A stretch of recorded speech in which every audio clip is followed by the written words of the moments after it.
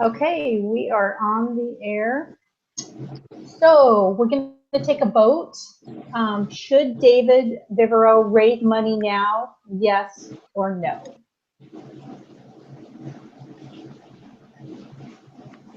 So I guess I'll go first. I actually think yes, and I'm a pretty conservative person, but I would say yes.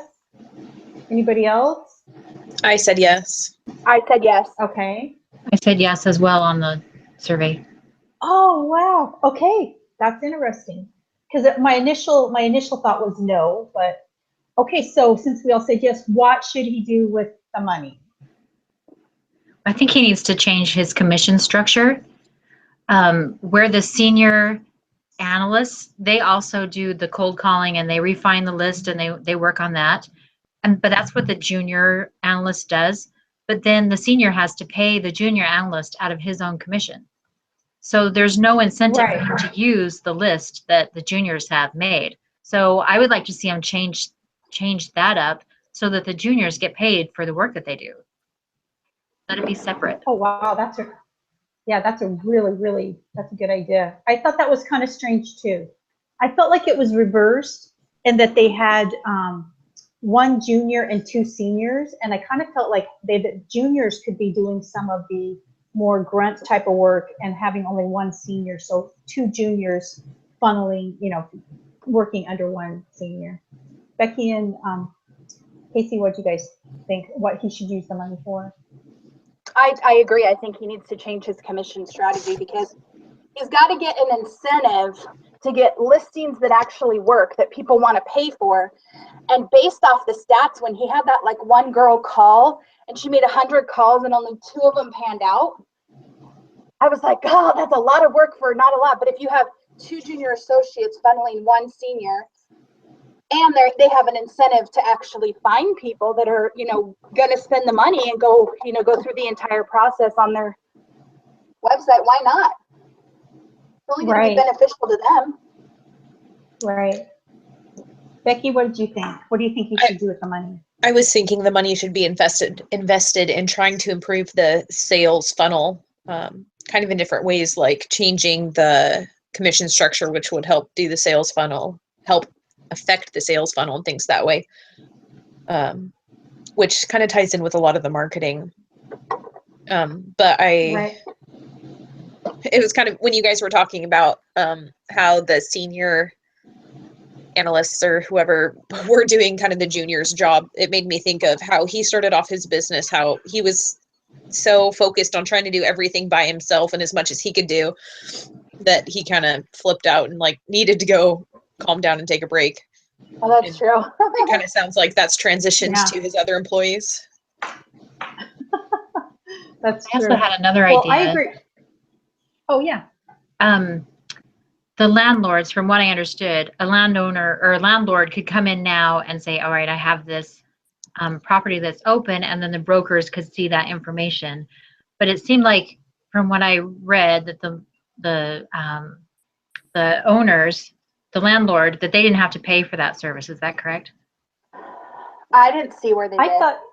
Okay, so if they sell advertising for the brokers to be put on the landing page for the landowner, then they would be able to see. So, if I'm renting a place and I come up on this homepage and I see advertisements on the side of these brokers who will do this work for me, those brokers will pay for that advertising space, and they can have some kind of algorithm so it matches them up locally or regionally or however they would do it. I think that that would be another source of income with their program. Yeah. Right. That actually goes along with what I was thinking with the new product Real Time, which was specifically for the landlords and the property management. So it's going to be a free product that makes it easy for the landlords to publish all their stuff on RentJuice. So I really think that is the untapped market right now. And well, he has a competitor in Boston who's targeting specifically small property managers and landlords. But I really feel like that is, besides all the other things we mentioned that he could do with the money, I really feel once he can do those other things, fix the conversion funnel, which is related to the compensation of the salespeople, then I think he should go ahead and launch the real-time product as well. So I did have a question. Okay. I thought it was weird that he wasn't utilizing the advertising space.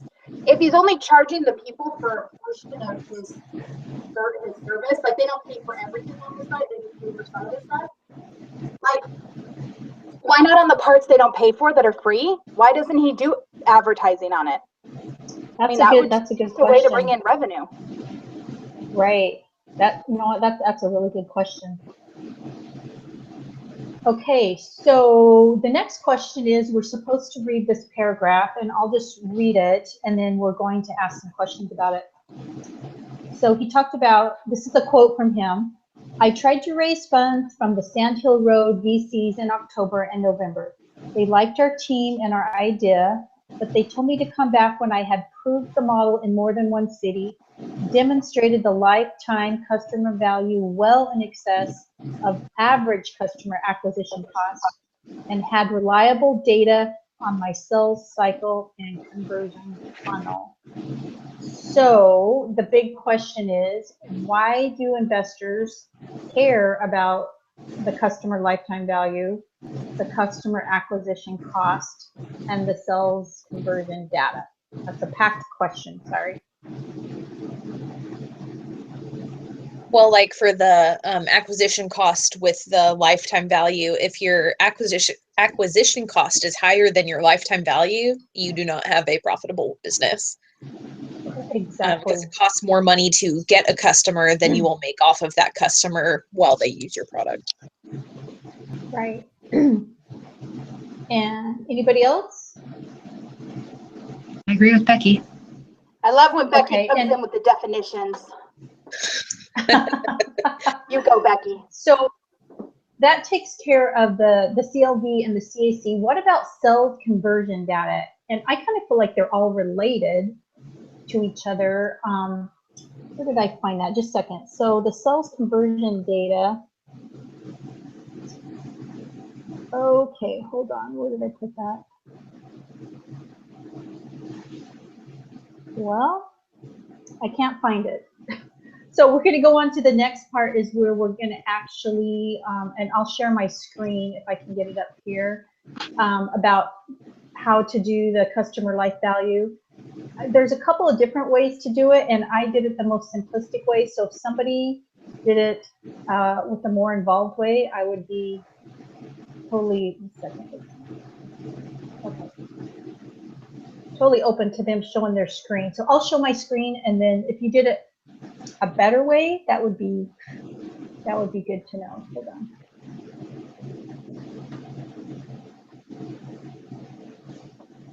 Oh, I'm so slow about these things. You were just fine. Sorry about that. It's coming up.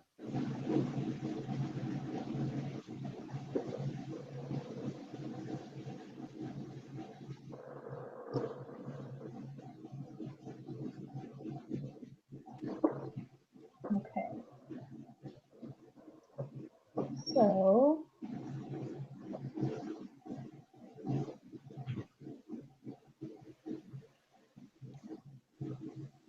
okay. Great. What just happened? Pull Okay. Excel to the front of your screen. Okay. Oops.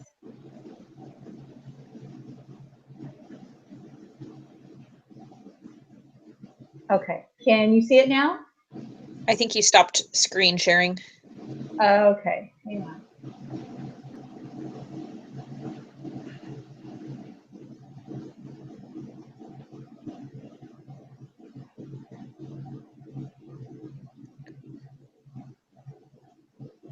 Whoa, where did it go? There you go. Do you see anything? Yeah. Okay. Do you see something that says, gosh, Oh, I did for a minute. okay.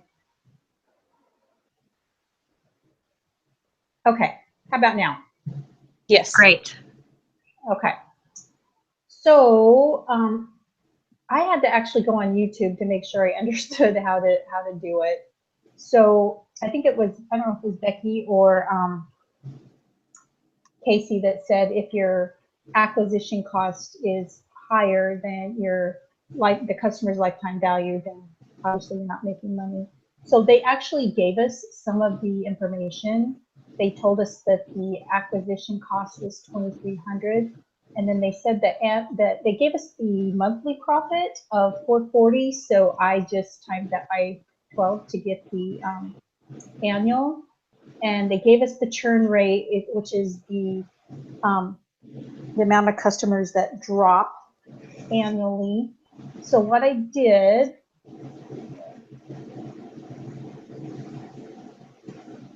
oh, it's not letting, oh gosh. So what I did is, now I can't remember all my formulas, but basically taking, well, if I can't see my formula, I'm not going to remember how You to enable do the editing on the top. See that yellow banner? Okay. Enable the editing, and then you should be able to see it. Okay. Oh, So we lost it. we already had, oh.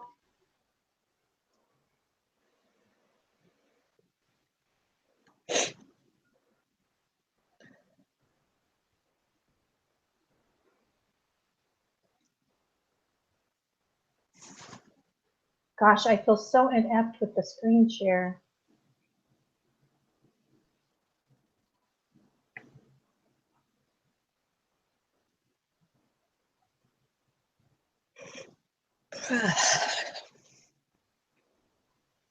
Okay.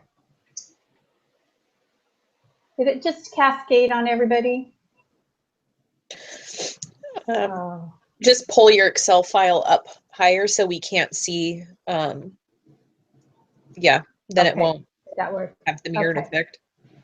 And I don't know. Okay. So we talked about, they already gave this in the case study, and then I took the monthly revenue per customer, which was $440, and times that by 12. They gave us the churn rate. So basically taking 1 divided by the churn rate gives us the average lifetime in years. And then for the CLV, it's the average lifetime in years times the profit minus the acquisition. So did anybody get something different or have a different way they can present it? I didn't even know how to do that, so no. Mine is different. Well, there was a very detailed way to do it, where you actually took their tables. Can you share yours, Jen? Because this was the simplified way, and then there was another way that involved taking all the years and I think there's actually a chart in the case study. So let me stop sharing. Okay.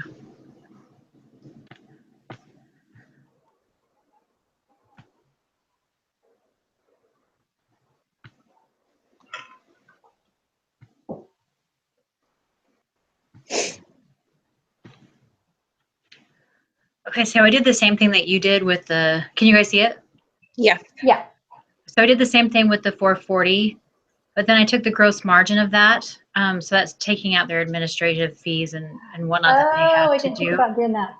And so I came up with 330 is what they actually bring in each month. So then I got the year's worth at 396. So with the CLV, let me think how I did this. Okay. So I took the revenue here and I subtracted 38% of it to get the CLV of $2,455. And then I subtracted the $2,300 acquisition cost from that. And so they would expect to bring in $155. But I don't know if mine's right. Yours could be right on. What? So is that the CLV, the customer over the lifetime of a customer? What would be the For the year? For 1 year, a customer would bring in $2,455. But the first year, and see, that's where I'm not sure how to calculate it. That would be the cost, for that first year would be $2,300. But if they stayed on for another year, then they get the full 24 $2,400, and the next year they'd still get the full 2,400. So I wasn't sure how long to calculate it out. So the first year they're only making a profit of 155, but if they keep them for the second year, it's a lot more. Right. Yeah, and that's what I saw when I went on YouTube to see how to calculate it. He had this simplistic formula of the one I just showed you, and then he showed another one that did it by years. And so I know in this case study, I think we only had 4 years to work with, but you're right, like the first couple of years, it's going to be obviously negative. But so, yeah, so actually, I'm not, I don't know for sure which one's right. So Becky, Casey? I haven't had the chance to do it yet. I've been at work all day. That's okay. I didn't even know how to do it, but I'm going to look up YouTube now because I didn't know it was on there. Yeah, there's actually a bunch of them. Yeah, there's lots of different ways you can do it, all of them becoming slightly more complicated. I remember when I did it in one of my other classes, we had to do the net present value to make sure that everything that inflation prices had been taken into account, and it was just so complicated. Yes, I remember doing that. Right, but I just noticed that I didn't use the gross margin, so I think Jen's is probably closer because I didn't calculate in the gross margin, so I'm sure that's why mine's kind of high. So, okay, let's go on to, so it looks like we're all going to be YouTubing it later. Okay, so we already kind of talked about this a little bit, but how well is the sale funnel at RentJuice working? What can you think of to improve it? How can you reduce your customer acquisition costs?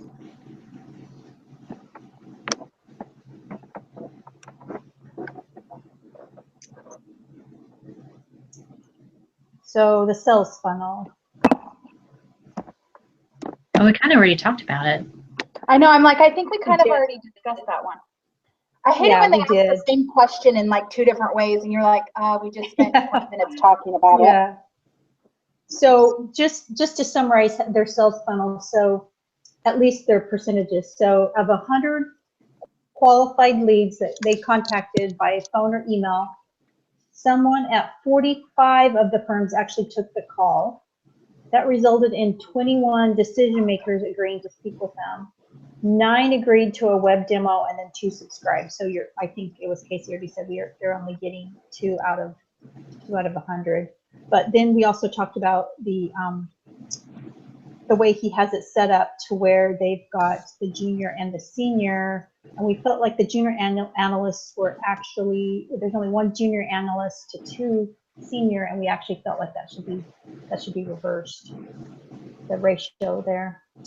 Okay, question number 6, how should the Bureau respond to the new competition? And I believe they're referring to the company in Boston that's focusing not on real estate professionals, but specifically on smaller landlords. So how do you think he should respond to this?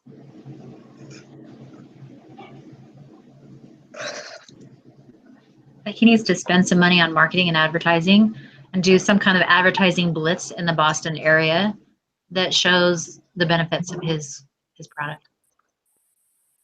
He right, could so that would include. Oh, sorry, go ahead. No, I just meant he could go door to door to the different businesses as well, instead of just calling on the phone. Say, here it is, I have this to show you. Right, and he might actually, Doing that would take a lot more time, but the conversion rate is generally higher when you're face-to-face than when you're calling on the phone. Well, that's what I mean. Right. He already has somebody that's competing with him. Go ahead. I was just saying, because people have a hard time saying no to your face. Yeah. Also, if he's calling on the phone and he's getting the receptionist, he's not getting to the person that makes the decision. So it's in the case study, it was actually a low percentage when he could actually get to the people that make the decision. So I think it's key that he gets right to the people making the decision. And then I think that would help his sales funnel. I also felt like the money, if he does this round of funding, that a large portion of that should also go to launching their new, their new product that's going to zero in on the specific landlords. So, Yes. okay. Well, this was kind of short. I'm hoping everybody else has, anybody have anything else to say about it, or? Sorry, there's an annoying gardener who keeps going into every room I try to move into. I'm like trying to keep it quiet. Oh, no. Apartment living, guys. Apartment living. Okay. Sorry. Okay. So if everybody could just go around one more time, just give a little something about the case, and then we'll be good. You mean for the summary? Yeah, or something. Yeah. Can I say, I did find it interesting that there was so much emphasis on Boston, because when I think renting apartments, I think New York. LA. Like, oh yeah, that's true. Out of control renting apartments. When I think renting homes, I think LA, like California. They do rent home, like everybody rents their house here. Barely anybody owns. So like that, I just thought it was interesting. Like I get why, because of the college aspect, but you get the same thing in New York, and everybody rents there. So That's where he lived. Maybe that's true. The market was saturated and he didn't want to do that, or it's just because he had lived in Boston and he felt comfortable. Like I know that he said something about that. I just was kind of curious. Like if I was going into a renter's market, I would totally think New York first. Well, I thought he started while he was still a student. Right. Well, I think that's just where he's going to target the new product, but they're actually going back and forth between Boston and San Francisco. And if you want to talk about everybody that rents, yeah, San that's Francisco, true. Same thing. I mean, nobody can afford a house there, so there's lots of renting as well. Food for thought. I was just curious about that. No, that is good. So I was curious what really happened, and I never Google to find out beforehand because I feel like it will sway my opinion, and I want like a clear opinion. So I found out that in 2012 he sold out to Zillow, which makes a lot of sense. That makes sense. That totally makes sense. Yeah. Because I think he was kind of a little bit before them, but smaller. And so, yeah, so 2012, and I think it was like 40 million. So he got acquired in 2012. I was curious why he didn't name them in his competitors when he was naming people. Because Zillow, I feel like is pretty up there. I mean, that's what I think of when I'm thinking, Sorry. Right. That or like, well, obviously Craigslist does everything, but he was.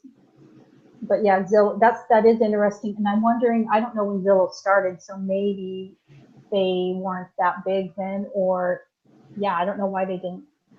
Why that wasn't listed, but yeah, so they finally did get acquired by Zillow. So, and I do believe I did read that they did do the round of financing that we were talking about. So, and from that, it sounds like they were able to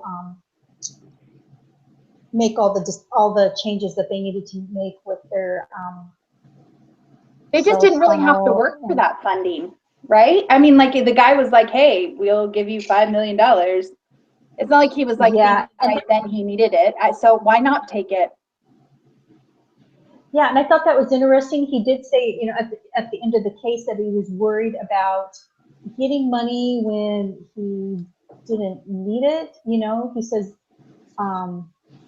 like he feels like if you get money, it's like a big responsibility, and you don't want to make sure that you have a very measured plan to spend it so that you don't get too big too fast without revenue to support your cost base. So he says raising too much money too soon has killed a lot of companies. But I felt like that they had enough things that they could use the money for, and they were already kind of zeroed in on what they were. So I felt like they could use the money and, definitely scale. So, okay. Anybody else have anything else they want to say? I don't think so. Okay. I'm just going to say are we on week 11? 12. Week 11. Week 11 this week. Okay, I'm gonna stop the budget.